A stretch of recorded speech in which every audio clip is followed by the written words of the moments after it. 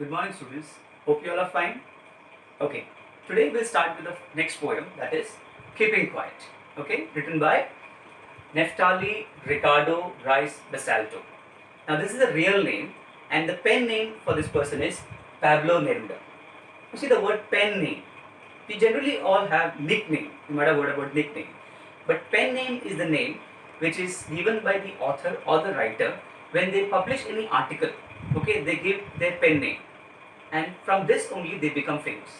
So this particular person also, that is Neftali Ricardo Rice Basalto, he's been famous with this particular name, that is Pablo Neruda. Clear?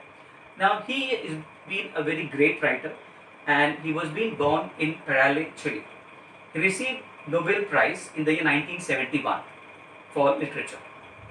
Now before we continue with this, now can anyone tell me who was the first Indian to receive the Nobel Prize for English literature?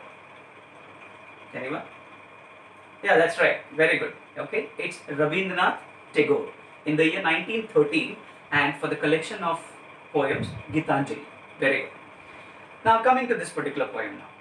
This poem talks about keeping quiet. That means quietude. Okay, the silence in one's life. And the very important word which the poem revolves around, that is introspection.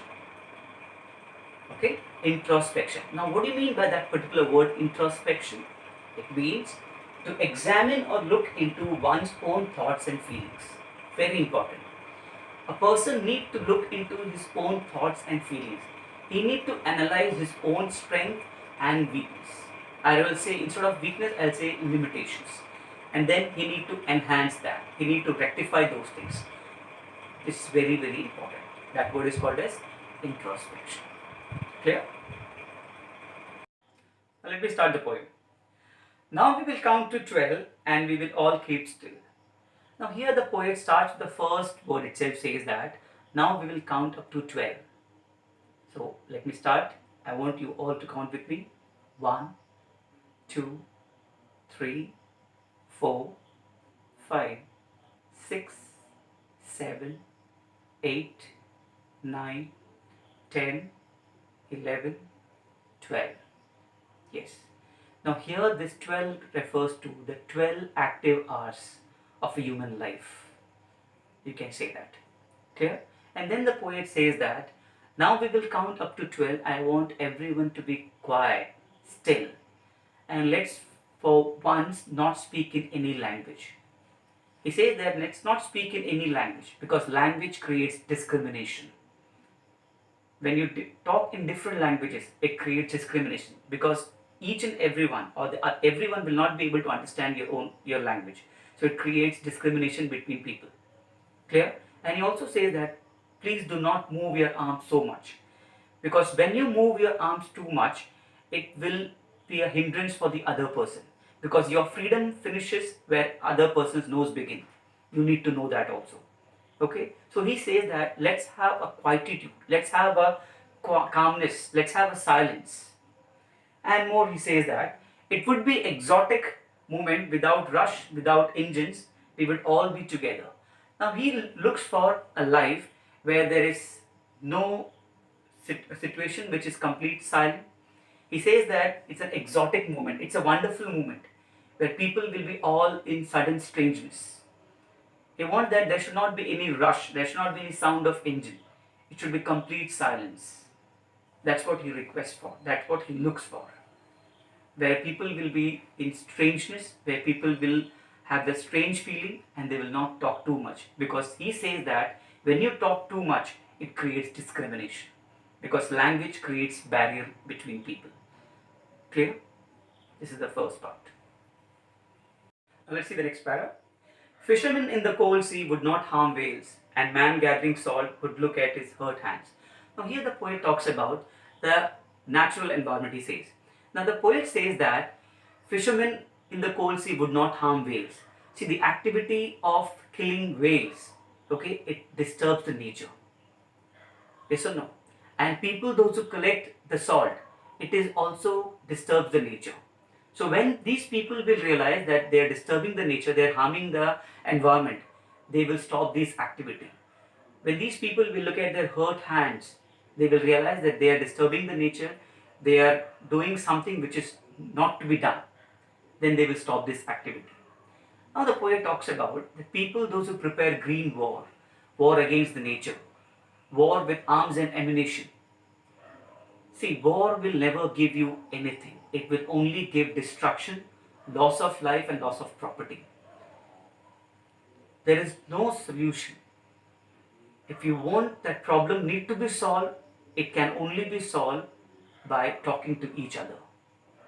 Or it's not a solution, you can say. Now here the poet says that what you need to do is, when you want the problem need to be solved, okay, what you need to do is, the people should talk to each other. Instead of wearing different uniforms, they should put on clean clothes. Here the clean clothes refers to the white clothes. Okay, here clean clothes refers to the white clothes, and he says that what is the use of that victory when there is no people to enjoy that victory only? There is no survivors left. What is the use of that victory then? So he says that instead of going for a war, it's better that you sit together, you sit under a shade, you don't wear different uniforms, because uniforms also create discrimination. He says put on clean clothes, sit along with that person and talk to each other, and all the problems will be solved. Okay, and there won't be anything. And doing nothing, he says don't do anything, stop everything, don't do anything. Clear? Now let's see the last stanza.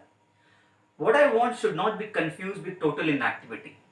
Life is what it is about. Now here the poet says a very important word. He says, in the previous stanza when he finished, he said that doing nothing. But then in the next stanza he says that it should not be confused with total inactivity. See, total inactivity means your things have come to an end. Your work has come to an end. There's a slight difference between a comma and a full stop. A comma is something that your sentence still continues, okay? But when you go for a full stop, that means the sentence has come to an end. In the same way, when I'm talking about this particular word, introspection, it is very, very important in one's life. Whenever there is a problem in your life, whenever you feel that you're not able to achieve something, whenever you feel that you're not able to access to that particular thing, you need to stop. You need to have a break. You need to introspect yourself. You need to know what is your strength and what is your limitations. Why I'm not able to do this. And then you need to continue with that. Once you have rectified that particular problem, you need to continue with that part. That's what the poet says. Life should not be stagnant. Because once the life stops, it creates problem for you. So he says that the life should keep on moving. You should keep on continuing your work. Okay, that's what he says, that people should not be confused with total inactivity. I'm not talking about total inactivity. He just says stop for a while, introspect yourself, and then move forward in life. That's very important for you. Am I clear? And then he says that life is what it is about. I want no truck with death. He says that when people are engrossed with pessimistic thoughts, when they have been given with melancholy, sadness, dejection, they think about death. And it is not a solution. It is a problem then. So what you need to do is, you need to look into the problem and you need to solve that problem. That's very important. Okay, now let's see. If we were not so single-minded about keeping our lives moving and for once could do nothing, perhaps a huge silence might interrupt this sadness. Now the very important word has come over here. That is single-minded, focused. You need to be focused in your life, that what you want to achieve in your life. That's very, very important. And always have ambitions, aims, something which is near to you. See, you can have high ambitions, whatever you want to achieve in your life, but always set your goal something which is in nearby. Achieve that, then set for the next one. That is very, very important.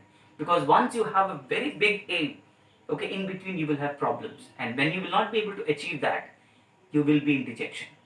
So it's always important to appreciate yourself. Very, very important. For that, you need to be focused, you need to be single-minded. And the very important thing is that you need to understand yourself.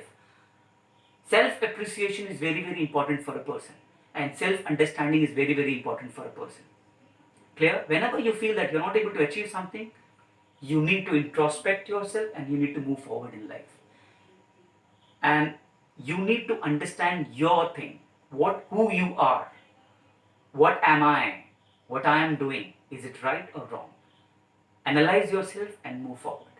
And the poem finishes with a very important line, and the poet says that you can learn, human beings can learn from the nature.